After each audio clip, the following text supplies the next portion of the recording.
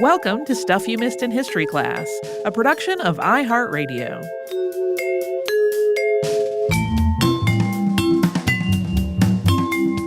Hello and welcome to the podcast. I'm Holly Fry. And I'm Tracy V. Wilson. The Quinta da Regaleira, a spectacular and unusual estate in Portugal, was a passion project for its owner, António Augusto Carvalho Monteiro. And he is usually described as this rich eccentric who chose to use his money building his dream home, which he absolutely did. But he also was an accomplished naturalist, something that's been largely ignored until recent years. And he was a philanthropist. So he seems like an interesting person to talk about. Also, heads up, Portuguese is a very difficult language for both of us. And compounding that difficulty, minutes ago, we recorded a podcast that was about Spanish-speaking people. So we've just been seeing very similar looking name structures that are pronounced very differently with Portuguese phonemes.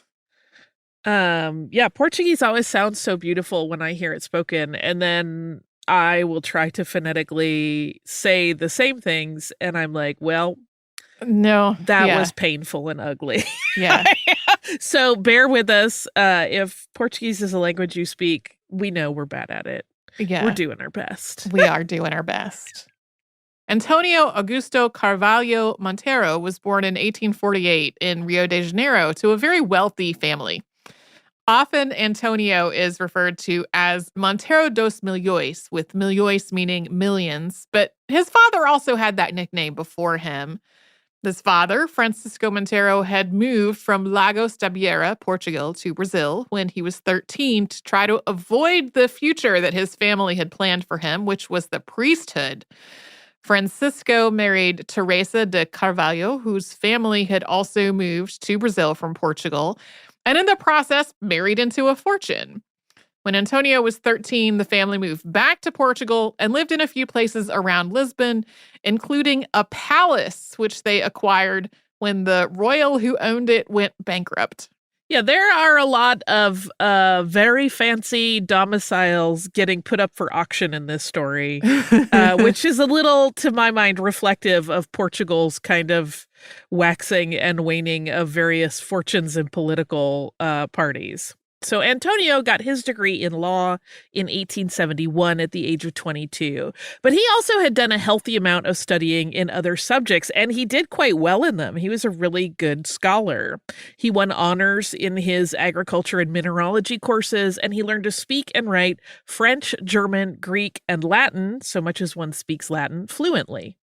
2 years after receiving his law degree, Carvalho Monteiro married Perpetua Augusta Pereira de Melo, and the couple spent the early years of their marriage back in Brazil. Antonio is said to have made this move so he could make an entomological study in South America. In 1876, they moved back to Lisbon, where he continued his scientific pursuits. He joined a number of scientific organizations, including the Royal Spanish Society of Natural History, the Zoological Acclimatization Society of Paris, and the Geographical Society of Lisbon, among many others. In 1882, he published a paper on Lepidoptera in the Journal of Mathematical, Physical, and Natural Sciences of Lisbon. In it, he detailed the discovery of a new butterfly found in the mountain range Serra da Estrela. Throughout his life, Carvalho Monteiro used his ample wealth and his scientific knowledge to collect all manner of specimens, particularly shells, butterflies, and moths. He was praised for the quality of his specimen preservation, of these specimens that he collected personally, but he also acquired the collections of other entomologists over the years and amassed just a huge assortment of species that he kept very meticulously. His shell collection totaled more than 10,000 pieces, and his work in these fields as a collector and cataloger led to his nomination to the Lisbon Academy of Sciences, with notes in his recommendation from other scientists that his efforts had really helped advance the work of others in the fields. And in 1893, Carvalho Monteiro purchased a large piece of property in Sintra, Portugal, known as Quinta da Regaleira. Sintra, which is roughly 24 kilometers or 15 miles northwest of Lisbon, had long been the summer getaway for wealthy inhabitants of Portugal's capital, and over the years it had been called all kinds of romantic names. The Romans had called it the Mountain of the Moon, and Lord Byron had referred to it as an Eden in his poem Childe Harold's Pilgrimage. One of Lord Byron's least favorite people, Britain's poet laureate Robert Southey, called it, quote, the most blessed spot on the whole inhabitable globe. Sintra is a picturesque place that sits on a mountain slope on the north face of the Sintra Mountains, known in Portuguese as the Serra da Sintra. The property that Antonio bought at Sintra has a recorded history that goes back to the 1600s. It had changed hands a number of times between the end of the 17th century and the beginning of the 19th century. In 1697, it was purchased by a man named José Leite. Next, in 1715, it went to auction and was bought by Francisco Alberto de Castro, who named it Quinta de Torre. It is also sometimes referred to as Quinta de Castro during the time that he owned it. Castro updated the property by harnessing water supplies from the mountain springs to give Quinta de Torre running water. Then in 1830, it passed from the Castro family to Manuel Bernardo Lopez, and then 10 years after that, in 1840, a wealthy heiress, Ermelinda Allen, who would become the Baroness da Regaleira, purchased the property and eventually renamed it. She built a massive home and a chapel there. But then, once again, at the end of the 19th century, it went up for auction, and that's when Antonio went after it. And once he had that estate, he also purchased adjoining parcels of land to expand its footprint. He acquired all of this land because his plan was to build a beautiful and impressive estate, including a new palace. He consulted with an architect named Henri Luceau on the plans for his grand design. Carvalho Montero had a clear idea of what he wanted and a checklist of needs for this estate, and he wanted them all to be built in a Portuguese late Gothic style known as Manueline. Luceau drew up plans based on all of their meetings over the course of 1895 and 1896, but his work wasn't quite what Antonio had envisioned. The two men parted ways, and Carvalho Montero sought out a different designer. He found his collaborator in an Italian architect and designer named Luigi Manini. Manini, who was the same age as Carvalho Montero, had been an opera set designer at Teatro La Scala, and he had moved to Lisbon in 1879. And these two men clicked, and after Antonio had described his vision to Luigi, the Italian designer started translating those ideas into plans, which were all approved. Coming up, we'll talk about the common belief that this entire project was in support of Antonio's involvement with the Templar Masons. But first, we will pause for a sponsor break.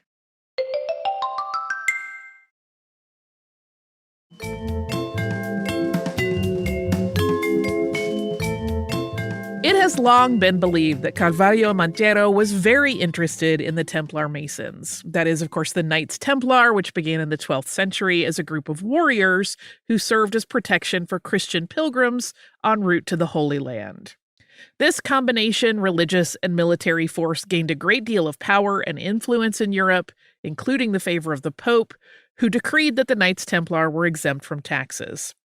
This is obviously a very abbreviated story of them, but over time, the organization became incredibly wealthy and held a lot of real estate. And after the Crusades, the Knights Templar ran into a variety of problems, including many of their members being executed, and they were officially dissolved as an order in 1312, once again on order of the Pope. But the group persisted in secret, and many rumors of their activities, holdings, and power have also persisted. For example, the group is said to possess a number of deeply significant religious artifacts, like the Holy Grail and the Shroud of Turin. And this has led to the order being included, sometimes obliquely, in pop culture references. The Grail Knight, for example, in Indiana Jones and the Last Crusade, is an indirect reference, and the Da Vinci Code and National Treasure also reference them. The Knights Templar have also been intertwined with Freemasonry in various historical theories and ideas, and sometimes they're called the Templar Masons, as we mentioned just a moment ago. And sometimes in modern parlance, all of these names kind of get used interchangeably. There are also name variations by region, and over time, in some discussions of the order, the concept has taken on a less Catholic-specific spiritual tone and one which is inclusive of all Christian denominations and even non-Christians. Additionally, King Denis of Portugal also asked for papal approval to create his own religious military to protect the newly formed kingdom. That was after the Knights Templar were dissolved. And it's said that he really used his permission to do this to reorg existing Templars that were in Portugal into a new group under his leadership. So a lot of folks believe that Carvalho Monteiro was a Templar Mason himself. And there are a lot of aspects of his grand estate that do seem to back up that belief. But to be clear, as we're discussing this, there's not outright evidence. There's like no piece of paper, no letter mentioning interest or membership. A lot of times organizations like these were secretive, but you can still find some kind of documentation. In this case, there's just lots and lots of imagery and iconography baked into the design of his palatial home. And people have interpreted that imagery and iconography as being Templar Masonic. That brings us back to the design and architecture of Quinta da Regaleira. This piece of land had been a Templar property that had been donated to the order by King Alfonso Enriquez. And Carvalho Monteiro knew this history when he bought it at that auction. So from 1898 to 1911, Manini and Carvalho Monteiro worked on this massive project. And as we just noted, the design of everything that Luigi Manini created for the estate is full of symbolism and iconography, and it references both Christian and pagan ideology. For example, there are 8 pointed stars that incorporate what many believe to be the Templar cross to create 4 of the points, as well as a central circle. Some historians have interpreted all of this as representing the 8 original Templars and their Grand Master. Even the layout of the estate is meant to invoke this idea of ascension, as it has multiple levels which kind of lead uphill, intending to offer guests and inhabitants this sort of tangible representation and a walkable way that represents the search for enlightenment. The gardens contain their own surprises. There's a copse of Scandinavian serpent trees down one garden path that appears to end at a boulder. But the boulder is reportedly easily moved with a light push. Doing so reveals 2 doors. This leads to the detail of the estate that captures most people's attentions and imaginations, and that's the initiation well. This well is actually 2 wells, although it's usually referred to with just a singular name. And this structure is not designed or intended to collect water, but it's instead built for a spiritual journey. It's sometimes called an inverted tower, which is apt. It has staircases spiraling down the outside edges of the well, so 9 flights of them going 30 meters into the earth. Each flight is said to represent one of the 9 founders of the Templar Order, and this inverted tower is believed to have been used in Templar initiations. So the theory is that initiates would be blindfolded and brought to the top of this well that Carvalho Monteiro had designed, and then they would be set upon its downward spiral staircase path. As one of these people traversed the 9 flights down, he would be holding a sword close to his chest, and upon reaching the bottom of the well, the initiate would then enter into a dark labyrinth. And then the initiate would have to find his way out of the subterranean labyrinth. There are multiple paths you can take. And he would have to find his way out of them and into the light, and then proceed to the nearby chapel to officially become part of the Brotherhood. And the chapel, which was redone by Manini, like many other places on the estate, includes a number of Templar crosses in its decoration. And one section of the exit of this labyrinth features stepping stones that lead across a pool of water that is fed by a waterfall fountain. It's quite beautiful, but it's said to represent the steps of Jesus walking on the water. So this whole process of going down the inverted tower and through the labyrinth and then out into the light to the chapel is said, like the layout itself, to have represented the passage through darkness into the light of enlightenment. But here's the thing. This all sounds super cool. We don't know for sure if it was ever used in this way, even if that was what Antonio had intended for it. Yeah, those inverted towers, like they remind me of stepwells that have been a method of cooling the air in very hot places. Right. Like and I'm like, maybe. This is very, if so, he went the extra distance to make it look really cool and ornate. Yeah. Okay. In addition to decor elements that are believed to be references to the Templars, there are also references to the epic poem Lusíads, written by Luis de Camões and published in 1572. The narrative begins with the voyage of Vasco da Gama and tells the story of Portugal and its history. The entire design aesthetic incorporates a wide range of ideology in visual form, always seeming to suggest a cohesive worldview that offers spiritual insight. In addition to Christian, pagan, and Templar symbology, there are also visual references to ancient Egypt and the writings of Dante's Inferno. But the features and buildings at Quinta da Regaleira also reflect Carvalho Montero's love of nature. In some cases, there are clear flights of fancy, as is the case of the bestiary, which is populated by statues of all kinds of hybrid animals. But in other parts of the property, there's more practicality, like there's a spacious greenhouse constructed so that orchids could be grown on the property. The Gothic revival style that's in play throughout all of the buildings gives them this almost fairy tale quality. There are within some of them quaint murals showing 17th century lords and ladies at leisure. There are grottos and caves to get lost in. There is carved marble absolutely everywhere. And all of this incredible architecture is surrounded by 4 hectares, that's a little less than 10 acres of land, which has been made into a massive park with its own gardens and forests and lakes and gazebos and walking paths. When you look at the palace from the front of it, you can see the chapel, which is very impressive in its own right, off to the left. But what's more striking is the way all of this sits in its own lush landscape. The palace is positively surrounded by greenery of varying heights, to the point that from some angles it almost looks like it's dripping with plants, although then if you have the straight-on view, the facade looks clean. Luigi Manini designed all these spaces in addition to his work on the palace, and the estate at Sintra, massive as it was not his only project he had going on at the time. He was simultaneously working on the São Carlos National Theatre in Lisbon. Some historians suggest that the theatrical nature of Quinta da Regaleira is in part due to the fact that Manini was also really deeply involved in working on a theater at the same time.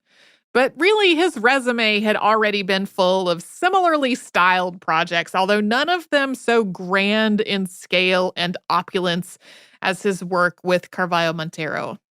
In just a moment, we're going to talk about some of the other things that were happening in Antonio's life besides his palace construction in the first decade of the 1900s. But first, we'll hear from the sponsors that keep Stuff You Missed in History class going.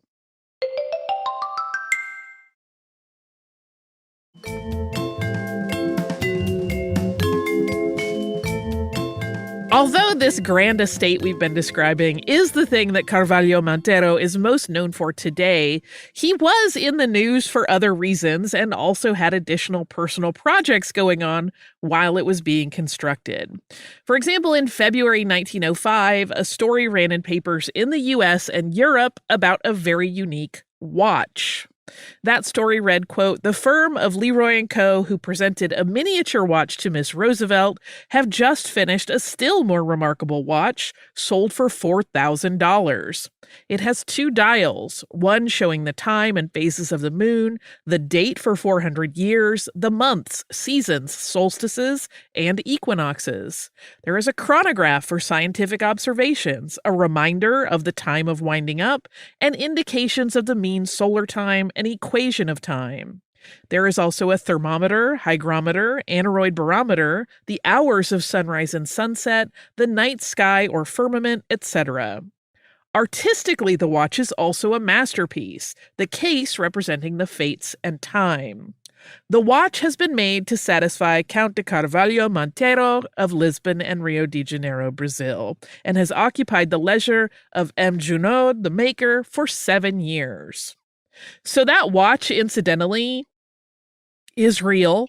It's one that you can today see photographs of. It was featured in a number of newspapers in the US and Europe in 1958 when it became part of the collection of a museum in Besançon, France, which sits on the French border with Switzerland.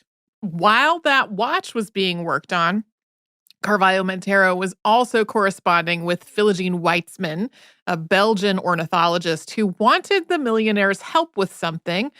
This actually ties into our prior episode on how the European naturalist community learned about the okapi. An episode, I think, is from 2022. This had just come to the attention of non-Africans a few years prior to this exchange of correspondence in 1901.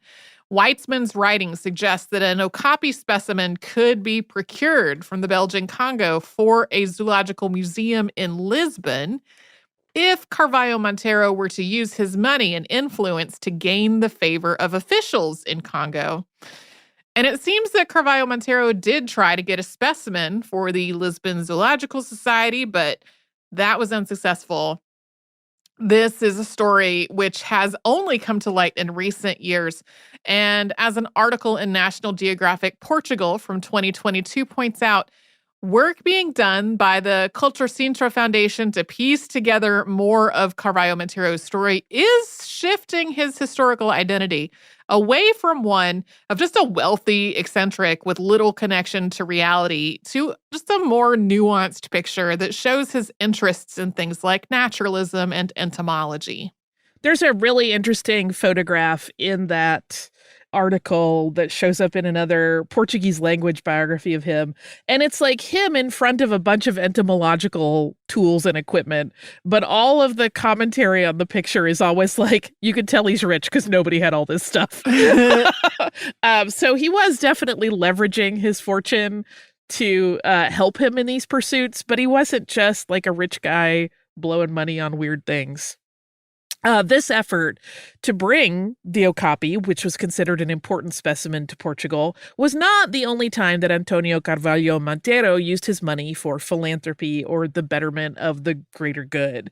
He founded garden spaces, and he worked with others to create a fund to offer assistance to tuberculosis patients, as well as work on ways to fight it. The name Carvalho Monteiro is given to various streets and public spaces in both Brazil and Portugal, in part because of the philanthropy that he did. Just as Antonio's house was being completed, he faced new challenges in his country's shifting politics. He had been a devoted supporter of the monarchy, but as far back as 1889, the monarchy had struggled with anti-monarchy sentiment. This grew over the years that followed as the monarchy made decisions that made it appear weak, like capitulating to demands from Britain that Portuguese colonial holdings in Africa be handed over to them. Portugal acquiesced to this request because it owed its ally Britain a lot of money. Yeah, this is also, we will once again caveat, like a pretty high-level look at what was going on in Portugal politically at this time. But anger and dissatisfaction with the monarchy continued, and in 1908, King Carlos I was assassinated, as was his son, Louis Philippe. His other son, Manuel II, became king, and he tried to make some changes that would address some of the people's concerns and alleviate some of the tension in the country. But people really wanted Portugal to just cut its ties with Britain. Most citizens felt that Britain had manipulated Portugal, and they wanted nothing more to do with their alliance. Manuel II and his advisors felt that cutting off their relationship with Britain would weaken the country more than fortify it, plus there was also still that money problem. The 2 years after Carlos I was killed were fraught and filled with violence, and ultimately Manuel II fled to Britain and Portugal was declared a republic.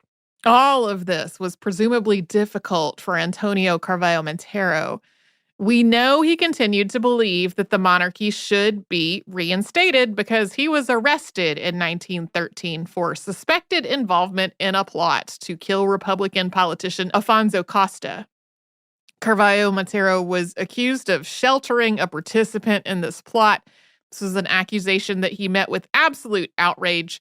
He was openly royalist, but he never admitted to having been involved in the murder plot, and he was released several weeks after his arrest.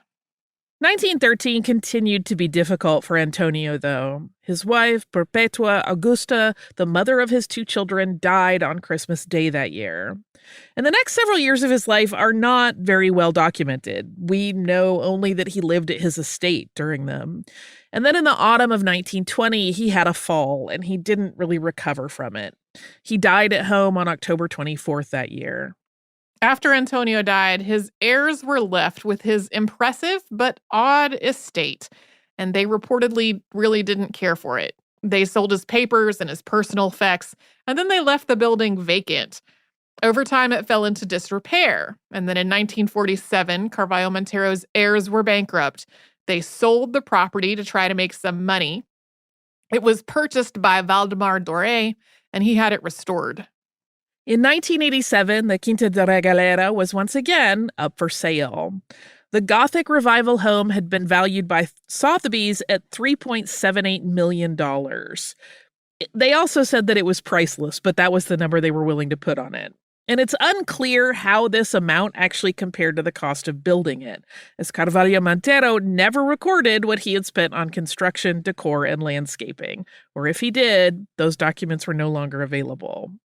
Most press about the house being for sale this time around mentioned that a lot of people in the area were hurrying to visit it before it might be entirely closed off.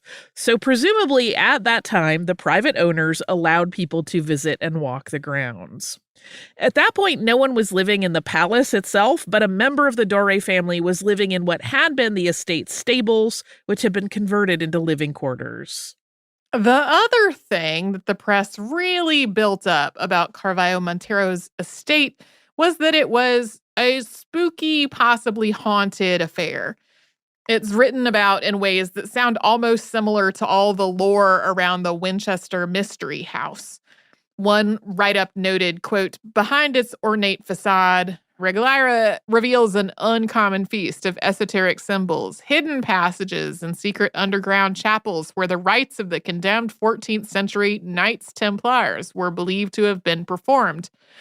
That same write-up goes on to list some of the odd architectural features of the house. It quotes Fernando Doré, one of Valdemar Doré's heirs. Doré told journalists that he believed that Carvalho Monteiro intended for the house to be both his paradise on earth and the place he would return to after his death, pointing out a high tower that stands in the middle of the garden but which has no access points to get in. Locals had claimed to have seen the ghost of its prior owner in the tower during full moons. At the time, the Doré family mentioned that a Japanese firm was interested in the property and hoped that was who it would be sold to. That deal did come to pass. But the fears of the locals were also realized. The Aoki Corporation, which was a construction company, closed the site to visitors. Aoki may have intended to renovate and reopen the property, but they never did, likely due to finance issues they were facing at the time. Yeah, they not too long after, in the decade that followed, got kind of subsumed into another big conglomerate because of their finance problems. In 1995, the cultural landscape of Sintra became a UNESCO World Heritage Site. UNESCO describes the significance of this site in part as follows, quote, "In the 19th century, Sintra became the first center of European Romantic architecture. Ferdinand II turned a ruined monastery into a castle where this new sensitivity was displayed in the use of Gothic, Egyptian, Moorish, and Renaissance elements, and in the creation of a park blending local and exotic species of trees. Other fine dwellings built along the same lines in the surrounding Serra created a unique combination of parks and gardens which influenced the development of landscape architecture throughout Europe. This cultural landscape is an exceptional mixture of natural and cultural sites within a distinct framework. Seen from a distance, it gives the impression of an essentially natural landscape that is distinct from its surroundings, a small chain of forested granite mountains rising over the hilly rural landscape. When seen from closer at hand, the Serra reveals a surprisingly rich cultural evidence spanning over several centuries of Portugal's history. And of course, as part of the makeup of Sintra, the Quinta da Regaleira is part of the World Heritage Site. After the UNESCO listing, the Sintra Town Council acquired Quinta da Regaleira from Aoki and started its own restoration of the property. In 1998, it was open to the public and quickly became a popular tourist destination. Visitors can walk the path of the initiation well. The caves at the bottom are now illuminated. It's considered by Portugal to be a public interest property, and it's planned to remain open in perpetuity, charging a small fee to visitors, and people do flock there. Prior to the start of the COVID-19 pandemic, the estate received more than 1 million visitors a year.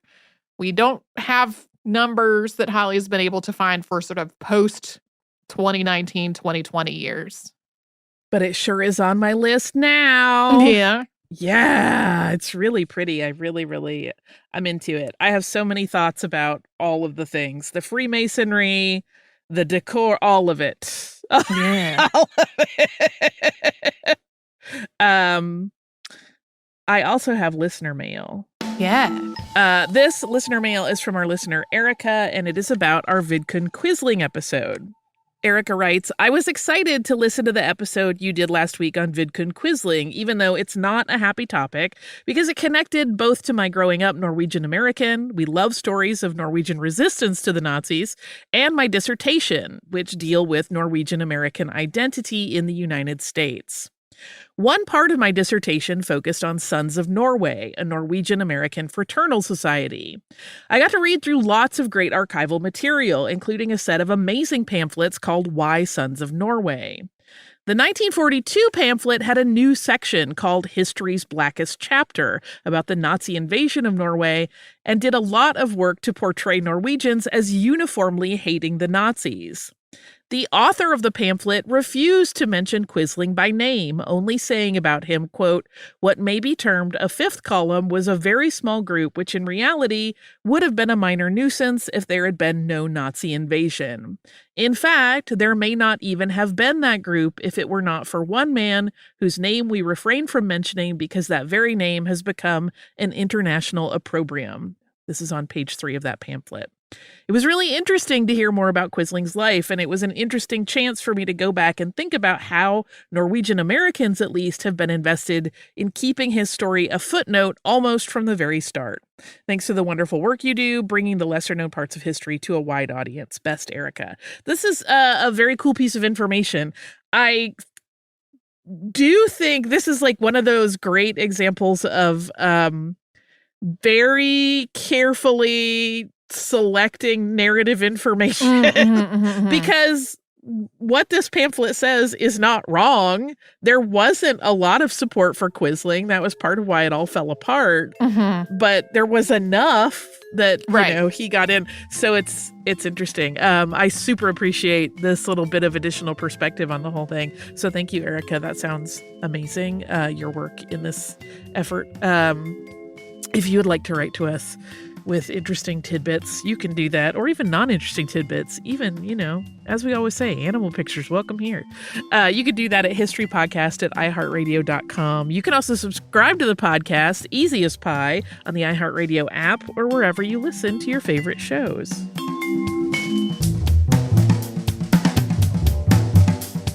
Stuff You Missed in History Class is a production of iHeartRadio. For more podcasts from iHeartRadio, visit the iHeartRadio app, Apple Podcasts, or wherever you listen to your favorite shows.